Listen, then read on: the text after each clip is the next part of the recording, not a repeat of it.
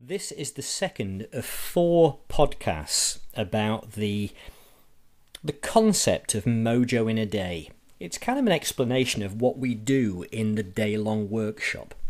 And in this section, we're going to concentrate on the notion of developing your brand, your personal brand, and how you tell your story. Now, it isn't just companies that have brands. People can have them too. If you were to hire Ricky Gervais or Jeremy Clarkson for an after-dinner speech or to host an awards ceremony, then you should know what you're going to get.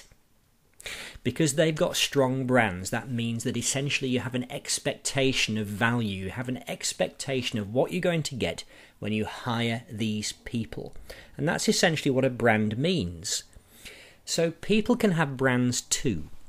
So at Mojo in a Day, we ask people to consider how they see their own brand. In other words, what would you want other people to say about you? And of course, many things go into your brand. It clearly is going to include your professional area of expertise. But it's much more than that. It's things like your personality. It's your way of doing things. It's your particular style or your modus operandi. And it also includes an element of your history, or what I would describe as your backstory. Now, if you're going to stand out from the crowd, if you're going to be seen as distinctive and having what I would describe as a signature, you need to be able to tell a very compelling and authentic story about who you are and what you can do for people.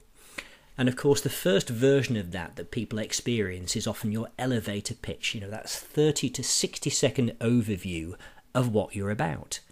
Now, if you can nail that, you'll get a reaction from your audience, and ideally they'll want to know more. You'll leave them intrigued to want to spend more time with you. And this is the point at which you need depth. I use this phrase as story vault. You need to have a mental library of things like case studies and personal experiences, maybe media stories or pieces of research that you can pull out of your mental locker and weave them into conversations or presentations at a moment's notice. And it appears to be improvised, it appears to be spontaneous, but the vault is there and you've practiced telling these stories, and it's a terrific social skill and will really help you to be seen as likeable, distinctive. It'll make you more memorable, and it's going to help you develop influence in whatever field you want to be seen to be good at. Now, there is an expression, an acronym called a KPI. Now, obviously, we usually assume KPI with a thing called a key performance indicator, but the Australian speaker Daniel Priestley suggests an alternative. He calls a KPI a key person of influence. So when you develop confidence in your own story, and when you start telling it in a skillful and compelling way, you begin to build influence. You move up the ladder of influence. You change from being a person who's simply there, somebody who just exists, somebody who simply networks and tells people what they do, smiles, hands them a card and hopes for the best. And you move from that situation to being seen as somebody who's worth knowing, somebody who's worth spending time with. Your story begins to stand out from all of those, what I describe as vanilla versions, which are utterly forgettable and unthreatening.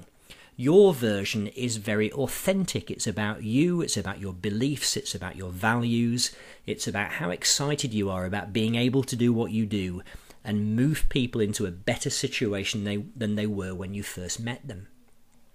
So as you start telling this story, and you start spreading it, your brand and your reputation begin to precede you, and people start talking about you. You want to generate chatter.